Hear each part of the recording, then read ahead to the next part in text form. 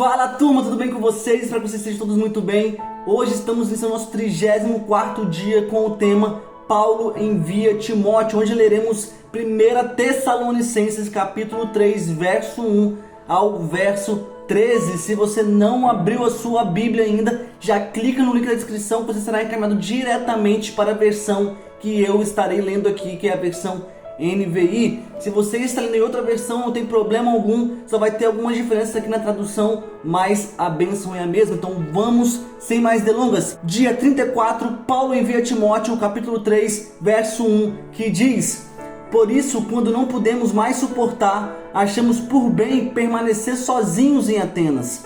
E quando nós pegamos no original a palavra permanecer sozinho, na verdade quer dizer abandonado. Não que ele tenha sido literalmente abandonado, mas ele usa essa expressão para demonstrar a sensação que está sentindo por estar sozinho. Verso 2: E assim enviamos Timóteo, nosso irmão e cooperador de Deus no Evangelho de Cristo, para fortalecê-los e dar-lhes ânimo na fé.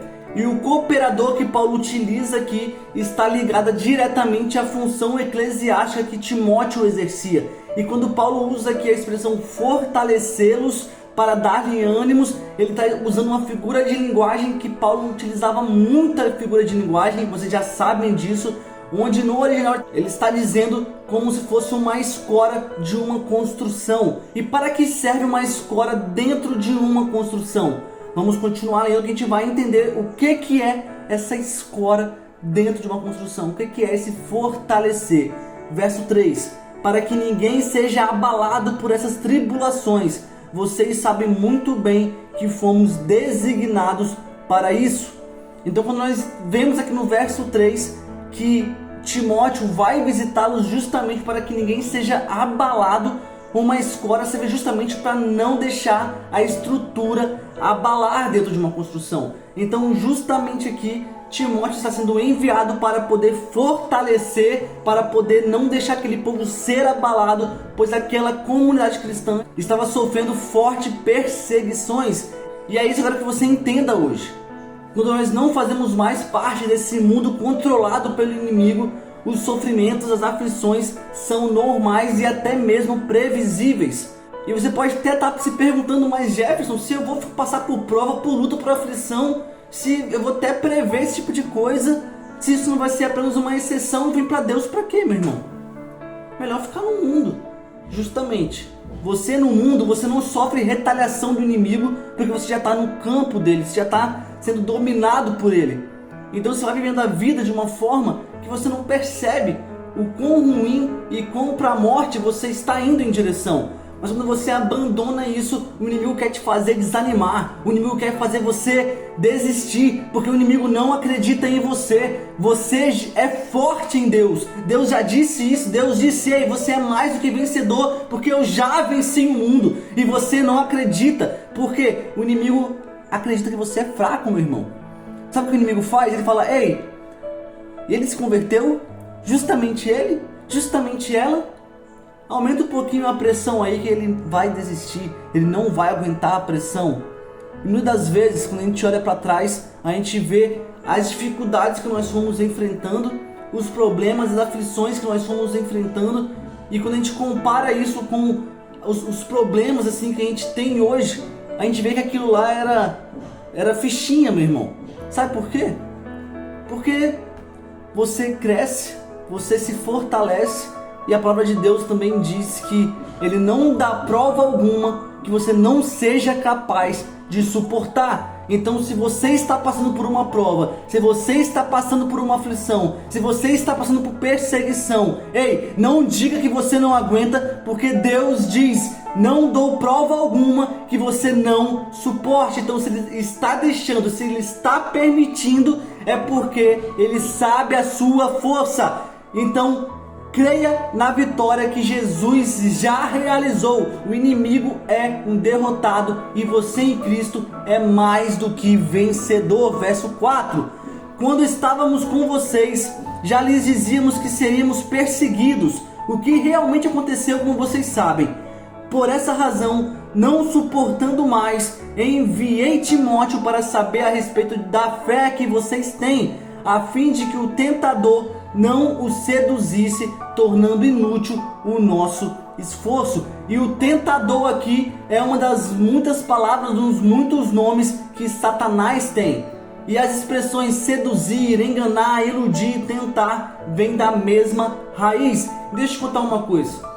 O diabo e seus demônios podem afetar tanto fisicamente quanto espiritualmente a sua vida, mas nunca sem a soberana permissão do nosso Deus. E isso só mostra o quão derrotado, o quão fracassado o inimigo é, pois ele não consegue dar um passo sem a permissão do nosso Senhor. Então nós não devemos viver aprisionados pelo inimigo, pois Deus já te deu autoridade de pisar a sua cabeça. Não se esqueça que em Cristo você é mais do que vencedor. Verso 6: agora porém Timóteo acaba de chegar da parte de vocês, dando-nos boas notícias a respeito da fé e do amor que vocês têm. Ele nos falou que vocês sempre guardam boas recordações de nós, desejando-nos ver, assim como nós queremos vê-los. Então entenda que no verso 5 Timóteo estava sendo enviado, no verso 6 Timóteo já está voltando com as notícias daquele povo. Então a gente vê que em um versículo, uma diferença de versículo, a gente já vê que tem uma passagem grande aí de tempo. Verso 7: por isso, irmãos, em toda nossa necessidade e tribulação, temos bom ânimo a seu respeito, por sabermos da sua fé, pois agora vivemos, visto que vocês estão firmes no Senhor. Verso 9: como podemos ser suficientemente gratos a Deus por vocês, por toda a alegria que temos diante dele por causa de vocês? 10: noite e dia com perseverança oramos, para que possamos vê-los pessoalmente e suprir o que falta à sua fé. E eu não sei quando, mas quando for a hora de a gente estar lendo o livro de Atos, nós vamos ver que essas orações de Paulo foram atendidas alguns anos depois. Então quando a gente for estudar o livro de Atos, a gente vai ver que essas orações de Paulo foram atendidas. Ei, entenda isso. Todas as orações, se você orar e não duvidar em seu coração, você será respondido. O que a gente precisa? Fé, confiança, não apenas uma crendice, mas realmente uma fé sincera em Deus. Verso 11: que o próprio Deus, nosso Pai e nosso Senhor Jesus preparem o nosso caminho até vocês. Que o Senhor faça crescer e transbordar o amor que vocês têm uns para com os outros e para com todos, a exemplo do nosso amor por vocês. Que Ele fortaleça os seus corações para serem irrepreensíveis em santidade diante de nosso Deus e Pai, na vinda do nosso Senhor Jesus com todos os seus santos. E a expressão aqui, fortaleça, não é mais a mesma expressão utilizada lá no início, onde queria dizer como uma escora dentro de uma construção. Mas agora aqui a expressão fortaleça tem o sentido de santificação, que só será completado no final de nossas vidas com a glorificação de nossas almas, ou seja, no dia que Cristo voltar. E Paulo aguardava ansiosamente a volta do Senhor. Por isso ele coraja tão enfaticamente que os crentes a estarem prontos na expectativa do retorno glorioso de Jesus. E nós devemos estar nessa mesma pegada, ansiosos pela vida de Cristo. Ó, vem logo Jesus, ó, vem logo Jesus. Esse é a única ansiedade, entre aspas, que nós devemos ter. Você não precisa ter ansiedade de nada, apenas pela volta de Jesus Cristo, a breve volta do Senhor. Nós devemos almejar isso de coração, mas para a gente poder almejar, não podemos ficar parados. Devemos estar aqui, como Paulo diz, prontos. Não adianta nós queremos que Jesus volte logo se nós não estamos prontos, né, irmãos? Então esteja prontos, irrepreensíveis em santidade, para que quando Ele voltar, você vá para a eternidade juntamente com Ele. E por isso esses votos de Paulo servem perfeitamente ainda para nós hoje. Nós vamos encerrar aqui, mas antes temos o nosso desafio. E qual é o desafio de hoje? Vamos recapitular. Ontem o desafio foi interceder por minha vida, pela vida da minha família e por esse projeto que é o Bíblia Club.